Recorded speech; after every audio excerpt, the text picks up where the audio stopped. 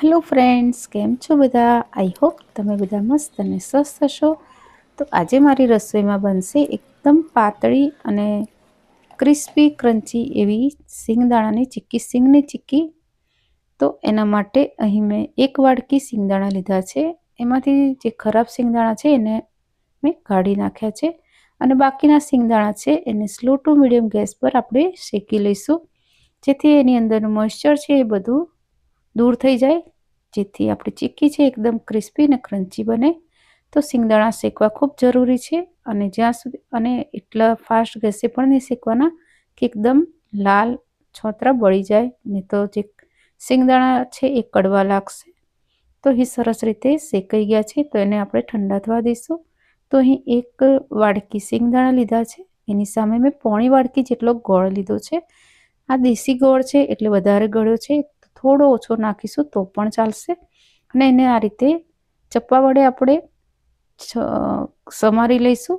અને સિંગદાણા ઠંડા થઈ ગયા છે તો એના આપણે છોતરા છે એને આપણે આ રીતે કાઢી લઈશું. આ રીતે કરવાથી ખૂબ ઇઝી રીતે નીકળી જાય છે.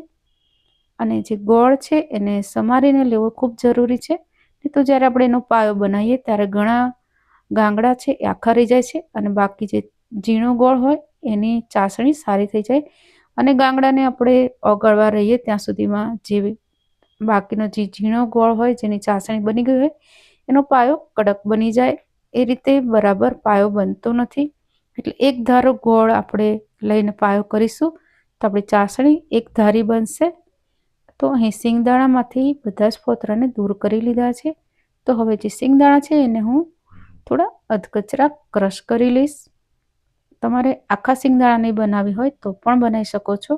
તો અહીં આપણે વણીને બનાવવાની છે અને એકદમ પાતળી બનાવી છે મારે ચીક્કી, એટલે અહીં મેં એને ક્રશ કર્યા છે. 1 ચમચી ઘી લીધું છે, એની અંદર આપણે ગોળ બધો જ નાખી દીધો છે. સ્લો ગેસ પર આપણે એને સતત હલાવતા રહીશું અને સાઈડમાંથી પણ આપણે અંદર મિક્સ કરતા રહીશું, નહીં તો વચ્ચેથી પાયો થઈ જશે અને આજુબાજુનો ગોળ છે એ થોડો કાચો રહી જશે, મતલબ એની ચાસણી એક ધારી આપણી નહીં બને. તો બધી જ બાજુથી આપણે ગોળને અંદર લેતા જઈ અને ચાસણી બનાવવાની છે. તો અહીં ચાસણી હજુ બની નથી. જ્યારે આપણે ગોળને હાથ વડે લઈ અને તોડીએ તો આસાનીથી તૂટી જાય એકદમ, ત્યારે આપણી ચાસણી બની ગઈ કહેવાય. તો અહીં ચાસણી બને છે ત્યાં સુધીમાં અહીં મેં પ્લેટફોર્મ પર થોડું ઘી લગાવી દીધું છે અને હવે ત્રીજી વાર હું ચાસણીને ચેક કરી રહી છું.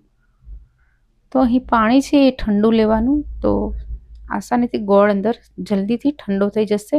અને ચાસણી આપણે જે ચેક કરવા માટે લીધો છે ગોળ, એને ચેક કરીએ ત્યારે પણ આપણે ચાસણીને સતત હલાવતા રહેવાનું.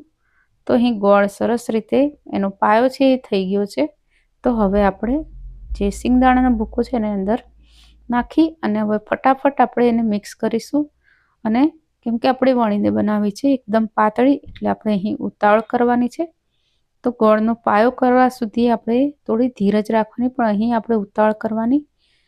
તો આપણી જે ચીક્કી છે એને તમે જેટલી જોઈએ એટલી તમે પાતળી બનાવી શકશો. તો હવે બધું જ મિક્સ થઈ ગયું છે અને મેં લઈ લીધું છે નીચે પ્લેટફોર્મ પર અને હવે આપણે એને વણી લઈશું. તો વેલણને પણ થોડું ઘીવાળું કરી લીધું છે. મિશ્રણને થોડું આપણે હાથ વડે ગોળ શેપ આપી દઈશું, જેથી વણવામાં ઇઝી રહે અને સાઈડોની જે કિનાર છે એ થોડી તૂટેલી ના રહે. તો અહીં ઘી લગાવ્યું છે એટલે આસાનીથી તમે એની સાઈડને ચેન્જ કરી શકશો, મતલબ ફેરવી શકશો.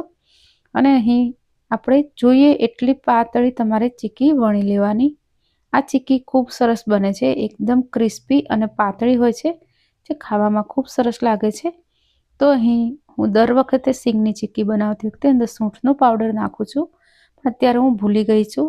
જો તમને ભાવતો હોય તો તમારે જરૂરથી એડ કરવાનું.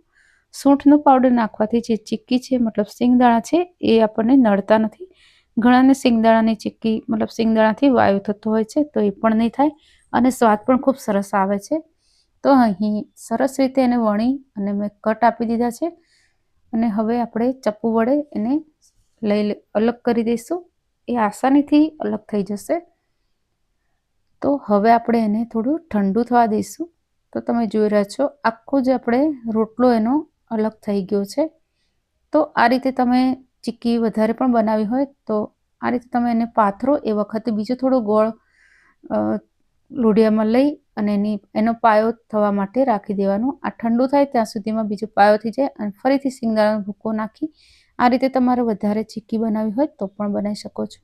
ઉત્તરાયણમાં હંમેશા એ રીતે જ અમે બનાવીએ છીએ, મતલબ હું બનાવું છું. તો ઇઝીલી ટુકડામાં કટ થઈ જાય છે એવી ચીક્કી આપણી બનીને રેડી છે. તમને આજની રેસીપી કેવી લાગી જરૂરથી જણાવજો, અને જો રેસીપી સારી લાગી હોય તો ચેનલને લાઇક, શેર અને સબસ્ક્રાઈબ કરવાનું ના ભૂલતા. આજની રેસીપી જોવા બદલ થેન્ક યુ. રાધે રાધે.